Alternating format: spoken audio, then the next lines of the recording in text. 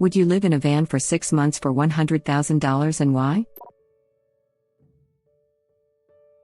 Don't people pay upwards of $100K to buy a van and do this for real? I know at least one person who genuinely wants to do this. Instagram people who want to go on weekenders and be an influencer spend $100,000 on a van. The rest of us are more in the $5-10K neighborhood, maybe a little higher for some. I don't know what it is about becoming a transient rubber tramp that makes people think you need a bunch of money. It's literally just voluntary homelessness. It is incredibly cheap living. I'm not part of this community, but I wonder if the airbrushed IG influencer van life has raised prices or damaged things for those living well, normally. There was a rush to buy them mid-pandemic here, and apparently prices skyrocketed briefly as well. When I looked for a friend, I was absolutely floored at the cost of even tiny standard things. Prices are still very high. Interest rates are low. It's one of the few remaining ways to travel, and for the unemployed, and living in a vehicle can be a good way to save money. Lots of competition for camper vans. That being said, you can still buy an older van. Just take it to a mechanic to see what work it needs. Then, you can self-convert to the level that you need and can afford. Really, all you truly need is a sleeping surface and some curtains for privacy. Especially if you can just drive to wherever the weather is mild. Anything else, you can deal with as you go if you have a little creativity and free time. I spent £1,000 on mine. 170k miles on clock. Rock and roll bed, gas cooker sink and a solid engine. Maybe I got lucky, but I love this thing. It's not an expensive thing to do. More maintenance than a normal car, but not enough to break the bank. If you're spending 1k on a vehicle, the maintenance was always likely to be high, whether it was a car or a van. And depending on where you live, vans are taxed at a lower rate than cars, so that's also a win. If I ever do it, I'll buy something like a Berlingo, and do it that way. Cheap as F, mattress fits just fine. Plenty of storage space. Small enough that it warms relatively quickly. Relatively reliable, and you only need to pay car toll and can fit in regular garages/tunnels because they're quite small. Become a member of a fitness chain that has locations in multiple countries, for showers, phone charging, and parking, and I can travel Europe with the occasional hostel gig. Knew a guy who'd been doing it for years. Mine's a VW, and in 3 years I've spent £400 on repairs. Not including normal mow costs. Maybe I've got lucky? It's 17 years old. At present I need a new handbrake lever. Tax is high though because of diesel/big engine. But I use it as a day-to-day car too.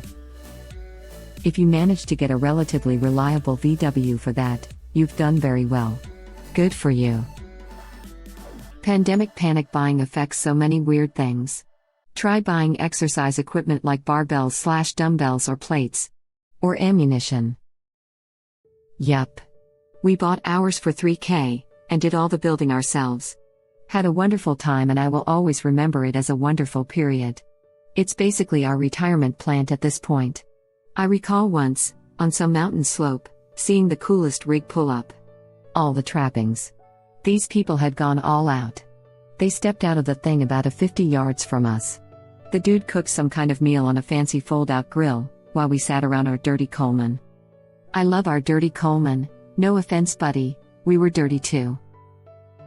He changed into a casual button-up, lady changed into a flowy dress and a big hat. They popped a drone up for a photo, then he dumped the food on the ground and drove away. It was wild to me that someone would go through the massive effort just to pretend to be having a good time. Plus, and this is secondary, they could have at least offered us the food instead of turning our place into a bear magnet. I don't even mean to crap on the IG van dwellers. It's their life to publicize as they wish. We personally love the quiet solitude, but what's baffling is that someone would arrive to these beautiful places and not even enjoy them. They'd rather waste food and then drive down an unpaved high-clearance mountain road at sundown than spend a single night sleeping in their incredible machine. I refuse to believe this is true. Don't. There are definitely buttholes like this, and not just in America. I know you probably do believe it and just don't want to because of how effed up it is, but man, it's definitely a real thing. Not nearly as dramatic as their story, but I was at a park when a mom shows up with a beautifully dressed little girl. Has the girl do a bunch of posing on the playground stuff, then starts packing up. Little girl asks to go play, the mom refused and said she can't get dirty. That's just mean. We have a really nice lake near here too, people are always showing up, taking a pic while overly dressed, leaving. If I had $100,000 I would probably use it to buy a van to live in. That's what I said. For years now I've wanted to live in a van. Not permanently, but for 6 months or so. The main thing stopping me is that good camper vans cost a lot. Edit. Since y'all started a conversation about it, I think something like this would be my dream van. Web link. That's pretty achievable. A full solar power kit costs $25,000 in the US. Vans are pretty cheap if you view them as a home rather than a car. When your car payment is also your rent, suddenly your budget goes up quite a bit. That being said, use the same common sense you would use to buy a car. If you're going to basically destroy the interior anyway, you don't need it to be in great condition, and if you're going to dump $50,000 into it, just get something that is built to live in. Most used travel trailers are like $10,000 and you can skip figuring out how to cut pieces out without effing the whole thing up. The advantage of a van over a travel trailer is one of convenience. Vans can go places that trailers can't. They don't need to be set up every night, and in a pinch, you can sleep on the side of the road or in a parking lot without looking overly suspicious. Plus, if you buy a trailer, then you also need to buy a vehicle to tow the trailer. So unless you have a reliable tow vehicle already, you need to figure that into the cost as well. The trailer would be a lot more comfortable for sure, but that's offset by the added headache of dealing with a trailer. If you buy a decent bigger van that runs good, you can convert them to livable fairly cheap if you're willing to put the work in. I've looked into this for a while now. Don't think I'm tough enough just yet. Plus, now I have neither a garage nor a driveway, so that's not an option. I bought a converter van right as COVID was starting. It was $10,000 CAD, but it doesn't have all the bells and whistles. If you could find regular places to shower, that'd be a huge bonus. 24 hours gyms. It's also generally cool to sleep in the lot as well, if you have a membership. Truck stop showers are fine too. And state parks. You can get day passes for just a few bucks usually, and there will be shower facilities you can use. I don't know how much it is now, but the Eagle Pass for national parks for a whole year was super cheap. I bought one for a 2-week vacation to the US because it was cheaper than I think 5 entrance fees, and we were going to 7 national parks. If I remember correctly, you get hookups and water included. Edit. Apparently wrong about the water hookup thing. My experience was like 20 years ago. The standard national parks pass is $80. Most national park entrance fees are $15 to $20 in my experience, so you're right on. For real. Wear sandals. Nah, athlete's food builds character. Edit. Foot, athlete's foot. In the military, our doc told us to pee on our feet to help avoid athlete's foot. When little Timmy caught about a flaky foot below, he didn't fret or fear and doubt, he didn't weep with woe. I know precisely what to do. The plucky lad declared. A little pee will see me through, for I'm, he said, prepared. So Timmy drank all afternoon, then let it loose with pride. Alas, infection set in soon. And Timmy effing died.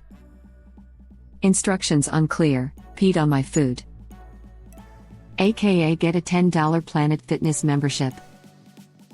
I've never seen a gym even close to that price on the west coast of Canada. My city's crazy expensive though. I have friends who have already moved full-time into a van. Vancouver. It's $22 for the nationwide membership, but yeah, that's the way. My Netflix is $13.99 per month. $20 for a shower and gym membership. I think I'm fine with that. I shower at my local Planet Fitness often, even though I live in an apartment. I'm there already and the showers are so roomy and the water gets boiling hot. A few times, I've skipped working out and just gone up there to shower. Planet Fitness charges more per month if you want to use multiple locations.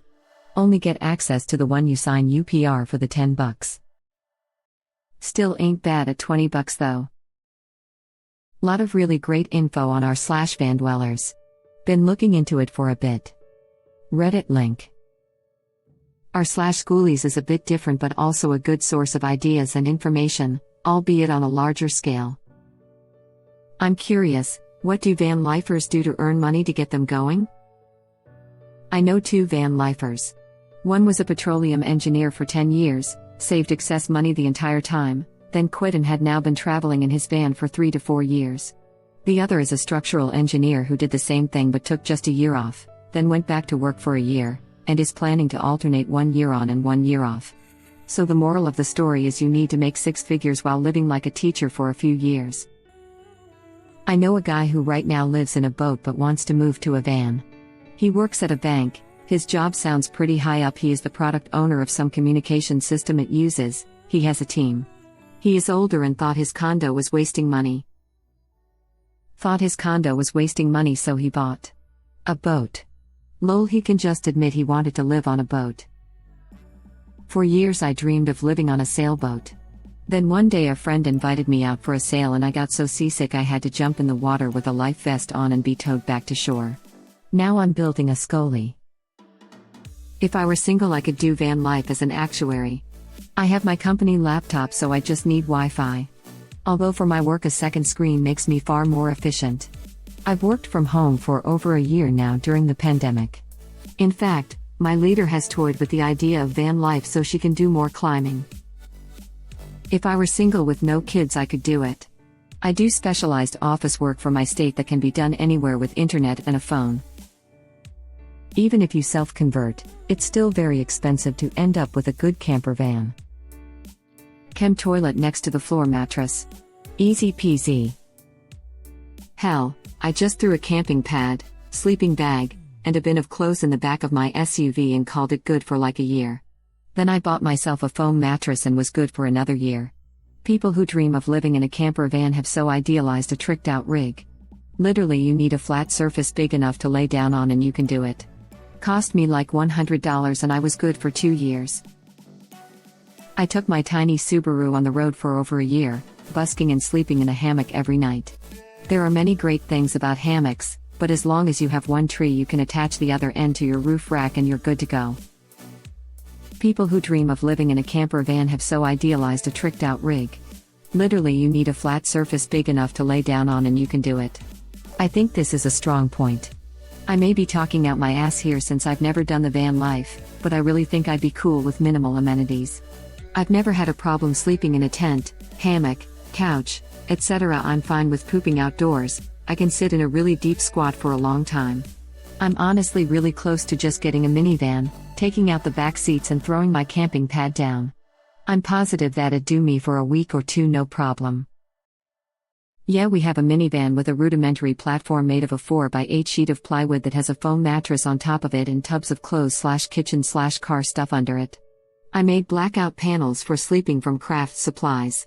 Maybe $200 to turn it into a living space, not including the van obvi, and we have spent weeks on the road totally comfortable in it, using public or camp washrooms. Agreed.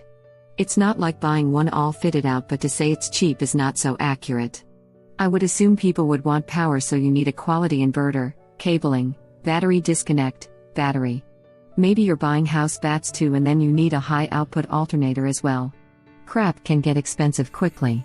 If it's a gutted van, have to build cabinets, bed, seating etc. 3/4 cabinet grade sheet of plywood is like $60 where I'm from, and that's not even the good stuff.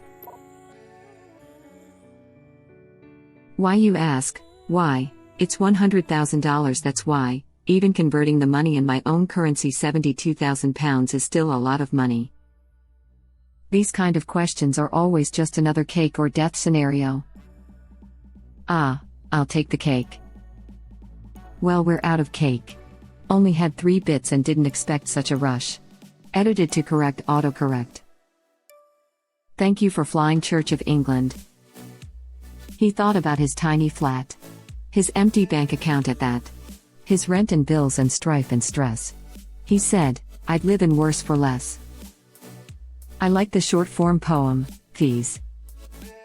I'll take death. No, I meant cake. Well, maybe for all of the single, slightly lower income people. If I asked an office and older engineers if they would do that, I'm sure a number of them would refuse. I have 3 kids, a decent salary, and decent savings. I'd love to do it, but it would not be good for my family.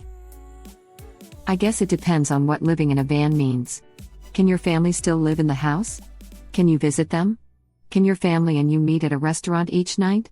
If I only have to sleep in the van each night, I'll do it no problem. If my family and I have to stay out of any house for 6 months, then it is a hard no. I'll take all the death you have, please. I did this for a year already, pay me. Edit, paid in gold, nice. I did this in an Oldsmobile Delta 88 for about a year. Even had a roommate live in the front seat for a few months. Smart, subletting your front seat is good economics. My mom had a Delta 88 when I was in high school. Put 88 in my email address and now everyone probably thinks I'm a white supremacist. WTF, 88 is a white supremacy thing now? And the 3-finger thing? That's how I used to make my 3s. Can't have crap in America. How did either of you fart? Quietly. I'd live in a garbage can for 6 months for that money. Edit, yay, my highest rated comment is about living in a garbage can. What a time to be alive. Oscar? Edit, how do you think I feel? All I effing did was say Oscar. Nah, not sure that movie would do well at the Academy Awards. Might do okay at the Trashcan Film Festival. Edit, I should have said it would clean up. Sorry for the missed opportunity. Sure it would. YouTube link. This comment killed me. I am deceased. Dibs on your liver. Why are you so grumpy all the time, Oscar? Bitch, I live in a effing trash can. Ain't nobody helping me. Get it together, Grouch. Get a job, Grouch. I'm the poorest mother ever on Sesame Street. If everyone calls you trash, and everyone treats you like trash, why don't you just become trash? I'm the poorest mother ever on Sesame Street, ain't nobody helping me. Thank you for watching. Please subscribe to be the first to know about Red Rabbit Reader's new videos. If you like our videos, please like them on YouTube and share them with your friends. We welcome your comments below. Press to start another of our videos.